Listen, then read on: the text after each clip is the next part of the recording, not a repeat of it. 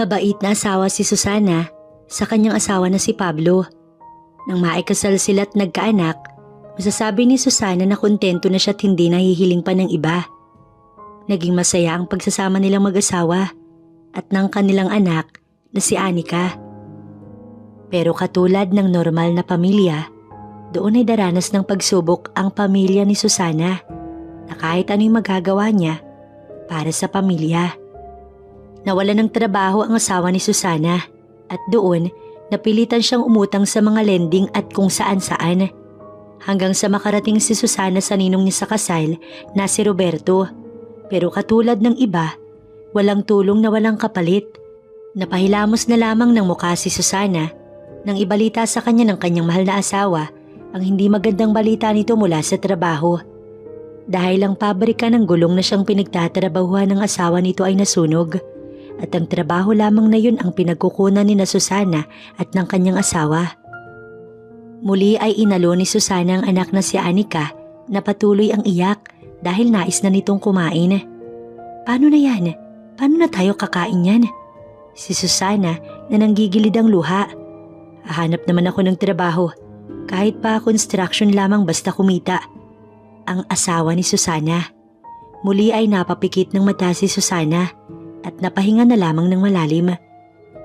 Hindi niya na pinilit sa plano si Pablo at inabala na lamang ang sarili sa pagsasaing ng kanin na sinobrahan ng sabaw upang iyon ang ipainom sa anak niya.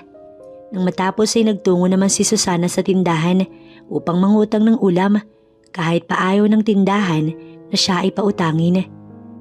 Ramdam iyon ni Susana, ngunit ano pa ba ang magagawa niya? Kung hindi naman siya kikilos, lalo lamang silang magugutom. Hay, Susana, kay ganda-ganda mo kasing bata nagpabuntis ka ng maaga. Ang matandang tindera na si Lorna. Kung nagtungo ka na lamang sa Angeles, edi sana maganda ang buhay mo at may asawa ka ng afam.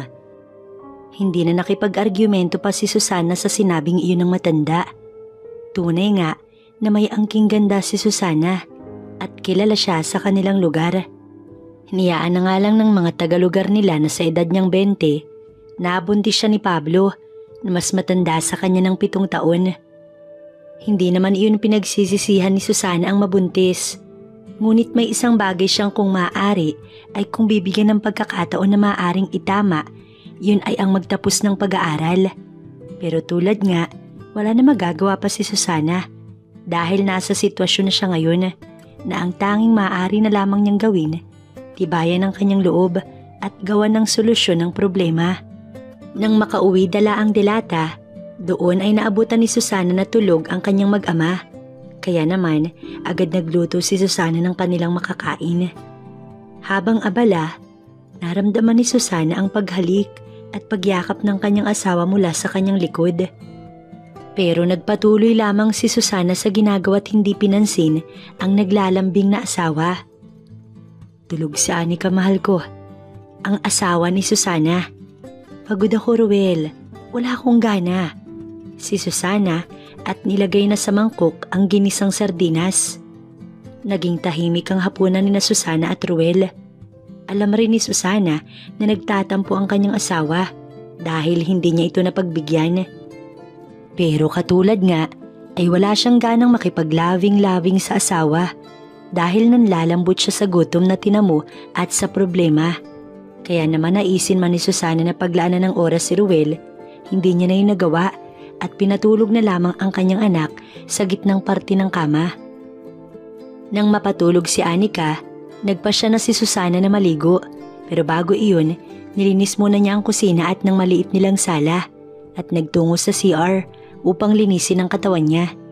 Paglabas at pagpasok ng kwarto, doon ay naabutan ni Susana na tulog na ang kanyang mag-ama at sa pagkakataon na iyon, hindi mapigilan ni Susana na maging emosyonal. Hindi ito ang nais niyang pangarap para sa kanyang pamilya. Pero tila ba sinusubok sila ng panahon na mag-asawa. Naanhin man mapagod ni Susana, hindi niya magawa dahil may Anika sa buhay nilang mag-asawa. Nang sumapit ang umaga matapos magluto, doon ay nagpasya si Susana na magpunta sa kabilang bayan upang tunguhin ang kanyang ina. Baka isipin nila, nanay, na hindi ko kayo kayang buhayin na mag-ina. ang asawa ni Susana na si Ruel. Papaliwanag ko sa kanila na nawalan ka ng trabaho. Tsaka hanap rin ako ng pambili ng bigas ngayong maghapon at panggatas ni Anika. Wika ni Susana habang inaayos ang medyo mahabang buhok. Hindi na nakipagtalo pa ang kanyang asawa. Kaya naman bago tumulak paalis ay agad ni Susana na hinalikan ng kanyang bunso at umalis na upang sumakay ng motor. Ilang minuto rin ang naging biyahe bago siya makarating sa kabilang bayan.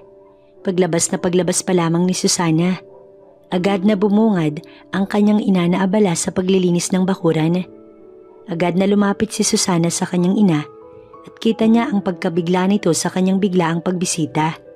"Oh, bakit hindi mo yata dala ang apo ko?" Ang ina ni Susana. Alanganin namang umiti si Susana at napaiwas ng tingin. "Uutang sana ako, Nay. Baka po mayroon kayo dyan kahit kaunti." "Yan na nga bang sinasabi ko sa iyo, Susana May? Noon pa lamang duda na talaga ako dyan sa asawa mong si Ruel eh. Kung nag-aral ka na lang at mas pinagtuunan ng pansin ang mga pangarap mo, eh di sana hindi ka isang kahig isang tuka." Sermon ng ina ni Susana. Hindi naman nagsalita si Susana at tinanggap na lamang ang lahat ng paratang ng kanyang ina. Naisip niyang tama naman talaga lahat ng yun at sa totoo lamang, dapat nakinig na siya noon sa kanyang ina. Pero katulad ng lagi rin niyang naiisip, tapos na ang lahat at hindi na siya dapat masisi. Nang matapos ang mahabang usapan, sa huli ay binigyan pa rin si Susana ng kanyang ina ng 2,000 piso. Aalis na sana siya upang umuwi, pero muling nagsalita ang kanyang ina. "Kung hindi ka naman gagabihin, magtungo ka roon kina Roberto, doon sa ninong mo, at doon ka magbakasakali para madagdagan pa yung perang hawak mo." Hindi na nagdalawang isip pa si Susana nang marinig ang rekomenda ng kanyang ina. Malapit lamang ang bahay ng ninong niya at natatandaan ni Susana nang ikasal sila ni Ruel ay ito ang pinakagalante na nagregalo sa kanila ng maraming kagamitan sa bahay. Habang naglalakad, hindi mapigilan ni Susana na magdasal na sana'y mapautang siya ng kanyang ninong. At sa ilang minutong paglalakad, doon ay bumungad kay Susana ang magandang bahay ng kanyang ninong Roberto. "Nagawi ka rito, iha. Pasok ka muna." Ani Robertong binuksan ng gate matapos maulinigan ang pagtawag sa kanya. Pumasok naman si Susana sa loob ng bahay na pinaupo siya sa malambot na sala at inalok ng inumin. Pero tinanggihan iyon ni Susana dahil hindi naman talaga iyon ang kanyang pakay sa kanyang ninong. "Narito po talaga ako, Ninong, upang manghingi ng tulong at makautang." Si Susana at nilaro ang daliri dahil sa hiya at nag-iwas ng tingin. "Alam mo naman, iha, di ba? Kapag tumulong, dapat may kapalit." Ang ninong ni Susana.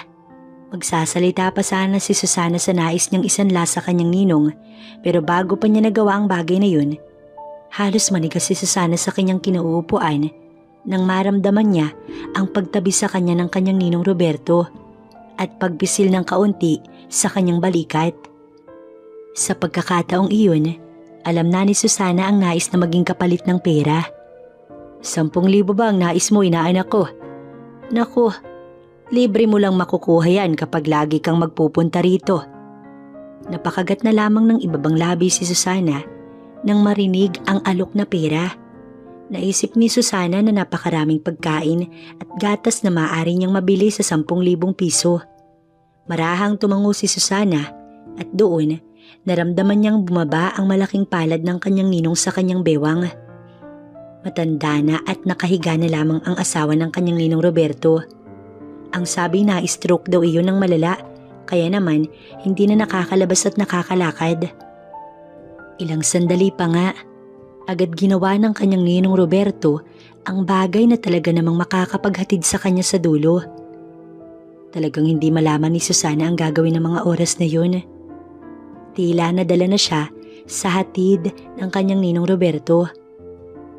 Naabot nga ni Susana ang dulo at matapos nga noon, nagtungo sa kwarto ang kanyang ninong na parang may kukunin. Agad naman na pinulot ni Susana ang kanyang mga gamit at nag-ayos ng sarili. Batid man ang lagkit, hindi na pinansin pa ni Susana.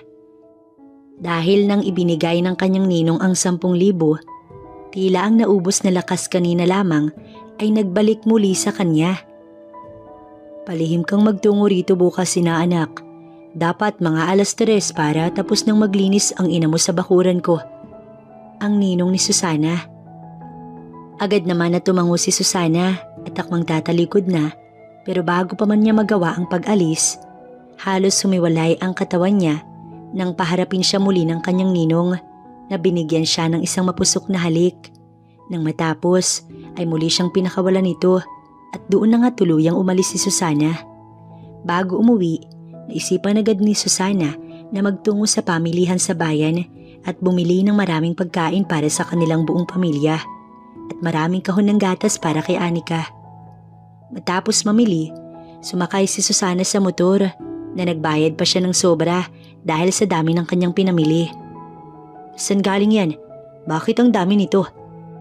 tanong ni Ruel habang pinapasok ang isang sako ng bigas sa loob ng sala. "Nangutang lang ako kay Ninong Roberto. Mabait siya kaya naman malaki yung nautang ko." Pagsisinungaling ni Susana sa asawa. Maaasahan talaga si Ninong kahit kailan. Ni Ruel at napangiti pa.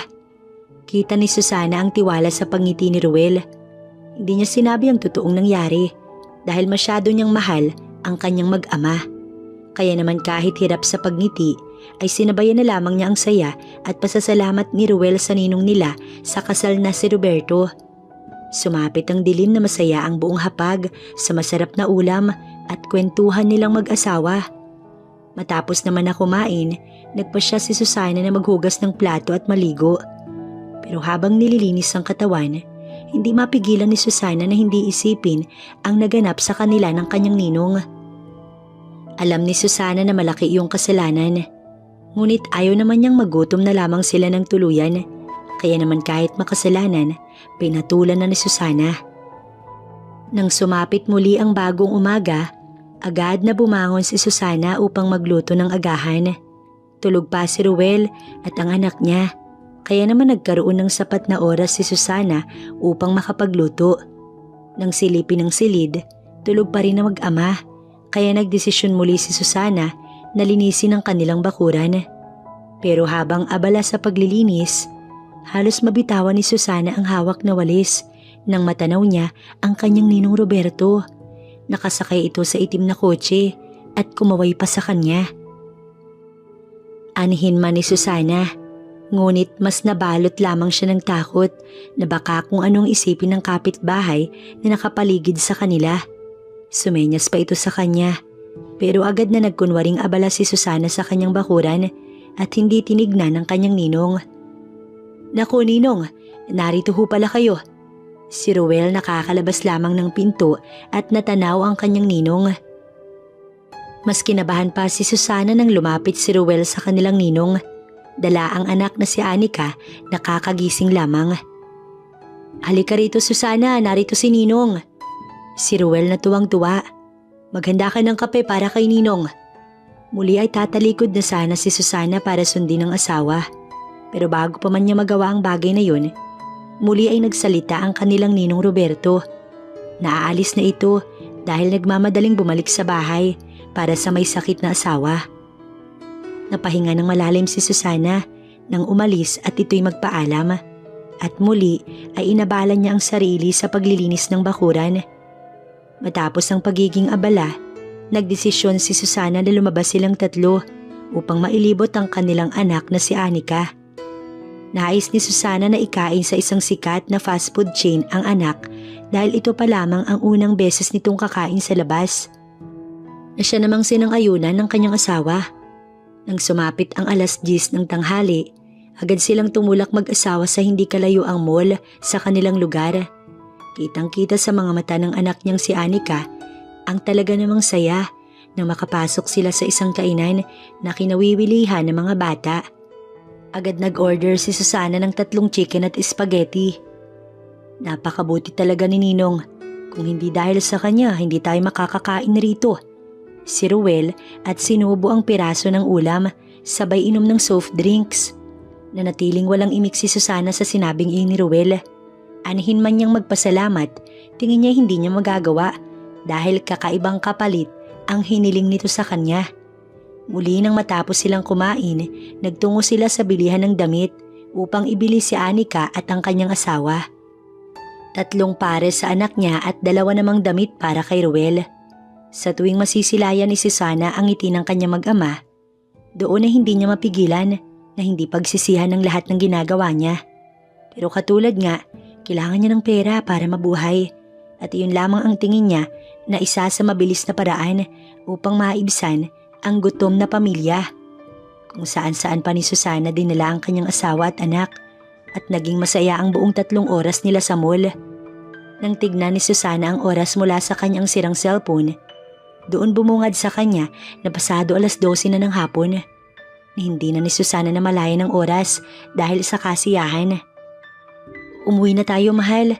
Magtutungo ako kay nanay dahil may inuutos iyon sa akin. Pagdadahilan ni Susana. Puno man ng pagtataka ang asawa ni Susana. Wala itong nagawa kundi ang sundin siya. Nang makarating sa bahay ay agad na naligo muli si Susana at nilisa ng pribadong parte na siyang kinahuhumalingan ng kanyang matandang ninong. Matapos iyon, nagdesisyon na siyang kumuha na lamang ng masasakyan at hindi nagpahatid sa asawa. Muli ay nagtungo si Susana sa lugar ng kanyang ninong na si Roberto. Katulad ng unang beses, walang pinagbago ang lugar. Tahimik pa rin at tanging mga manok lamang sa palikuran ang kanyang maririnig. Bukas ang pinto sa harap, kaya naman nagdesisyon si Susana na tunguhin na ang loob at katulad ng inaasahan, bumungad kay Susana ang kanyang ninong na sa tingin niya maliligo pa lamang. Halika Susana at sabayan mo ko. Wika ni Roberto. Tatanggi pa sana si Susana pero ito mismo ang humila sa kanya. Wala nang nagawa pa si Susana. Kaya naman, tagumpay ang kanyang ninong Roberto na muling gawin ang bagay na iyon sa kanya. At nang matapos nga nila yun, katulad ng nauna, muling binigyan si Susana ng groceries at pera. At paulit-ulit rin si Susana na bumalik sa tahanan ng kanyang ninong upang ito ay pirahan at gawin ang bagay na iyon hanggang sa tumanda ang kanyang ninong at naging kabit nga siya nito